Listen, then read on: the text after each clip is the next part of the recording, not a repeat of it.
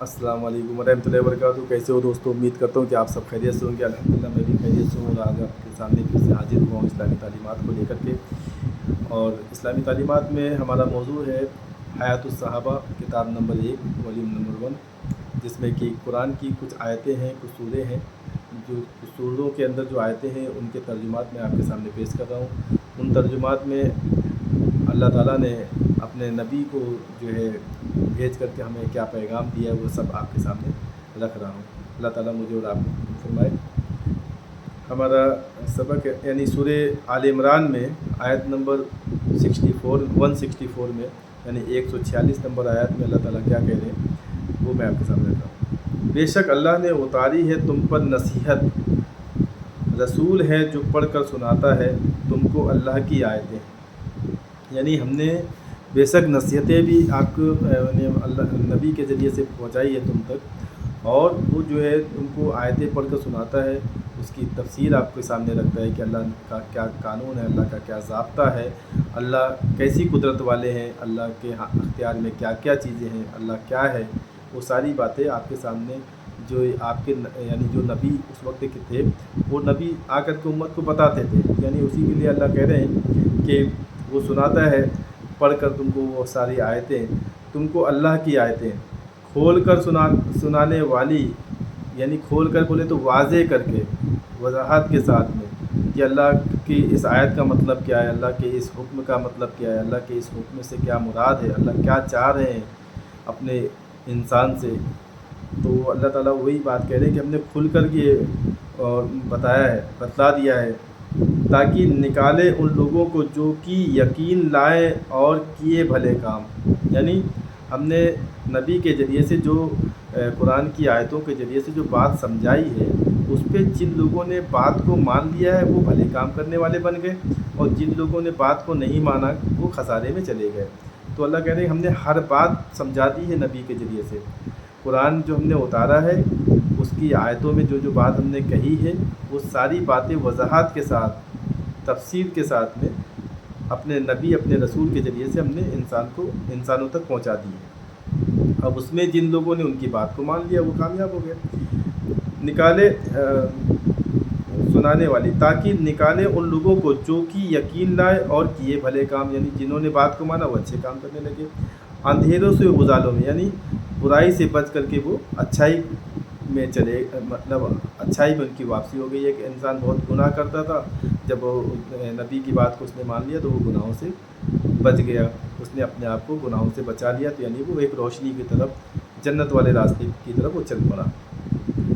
और जो कोई यकीन लाए अल्लाह पर और करे कुछ भलाई, यानी जिसने अल्लाह की ज़ात पर यकीन कर लिया और कुछ भले काम किए, उसको दाखिल किया हमने, दाखिल करेंगे हम बागों में नीचे बहती है जिसके नहरें। यानी अल्लाह ताला फिर उसको जन्नत में दाखिल करेंगे। जन्नत से बड़ा कोई इनाम है ही नहीं। जन्नतुल फिरदौस है, जन्नत के कई दर्जे हैं लेकिन जन्नत से बड़ा कोई इनाम है ही नहीं। और जन्नत में जाने के बाद अल्लाह के दीदार के अलावा कोई बड़ा इनाम है ही नहीं। यानी ये नेमत है कि जब इंसान अच्छे काम करेगा और अपने रसूल की बात को मानेगा, रसूल के बताए हुए तरीके पर अपनी ज़िंदगी गुजारेगा, तो वो जन्नत में जाने वाला बन जाएगा। जब वो जन्नत में जाने वाला बन जाएगा तो अल्लाह ताला जो है फिर उसको जिस जन्नत में दाखिल करेंगे, बताए कि वो बागों में, यानी एक बड़े अच्छे अच्छे बाग होंगे, और उस बागों में नीचे जिसके बहती है नहरें, यानी वहाँ पे नहर होगी, चश्मे होंगे जिसका वो पानी पिएंगे और अपनी मर्ज़ी वाली ज़िंदगी जिएंगे। उसमें बहुत सी नेमतें होंगी, अलग अलग तरह की नेमतें होंगी। जन्नत के वाक़ये में आप कभी तफसीर से सुनेंगे तो आपको मालूम होगा जन्नत में अल्लाह ताला ने क्या क्या इनामात रखे हुए हैं, क्या क्या नेमतें रखी हुई हैं। और फिर अल्लाह ताला कह रहे हैं कि जिसके मतलब नीचे बहती है नहरें, सदा रहेंगे उनमें हमेशा वाली ज़िंदगी। यानी दुनिया की मुख्तसर सी ज़िंदगी नहीं, जो 60 साल 70 साल 100 साल 200 साल 500 साल, बहुत ज़्यादा खींच के 1000 साल। अभी इस ज़माने में तो इतनी बड़ी उम्रें नहीं है, लेकिन हम नबियों के ज़माने की भी बात करें तो 1200-1300 साल भी नबियों ने ज़िंदगी पाई है, तो उससे ज़्यादा ज़िंदगी नहीं है। लेकिन वहाँ की जो ज़िंदगी है वो लामहदूद ज़िंदगी है, जिसकी कोई उम्र है ही नहीं। एक बार अगर जिसका दाखिला जन्नत में हो गया तो वो दाखिला जो है उसका ہمیشہ ہمیشہ کے لیے ہو گیا، جو کبھی ختم نہیں ہوگا۔ البتہ خوب دی اللہ نے اس کو روزی۔ اب اللہ کہہ رہے ہیں کہ ہم نے خوب ان کو وہ روزی، یا مطلب اس سے مراد ہے کہ ان کو خوب نعمتیں دی تھیں، اتنی نعمتیں کہ جو کبھی ختم ہونے والی نہیں ہوگی، جو کبھی ختم ہونے والی نہیں ہوگی۔ آپ جتنا چاہیں کچھ بھی کھائیں، جتنا چاہیں اپنی مرضی سے جیسی چاہیں زندگی جیے، جیسا چاہیں آپ رہیں، کتنا بھی پانی پی جائیں، دودھ کی نہر، شہد کی نہر، شرابن طہورا اس کی بھی نہر، جو آپ کتنا بھی اس کو استعمال کریں تو یہ چیزیں کبھی ختم ہونے والی نہیں ہوں گی۔ آپ کھانے میں کبھی ہے نا کہ وہ پرندوں کے کباب ہوں گے، الگ الگ طرح کے کھانے ہوں گے، الگ الگ طرح کے میوے ہوں گے جو دنیا میں ہم نے کبھی نہ دیکھا ہوگا، نہ ان کے بارے میں کبھی ہمارے من میں خیال آیا ہوگا، ایسی تمام نعمتیں ہوں گی۔ اور اس میں حوریں بھی ہوں گی۔ اب وہ حوریں بھی ایسی ہوں گی جو کہ کبھی ختم ہونے والی نہیں ہوں گی اور بڑی خوبصورت ہوں گی۔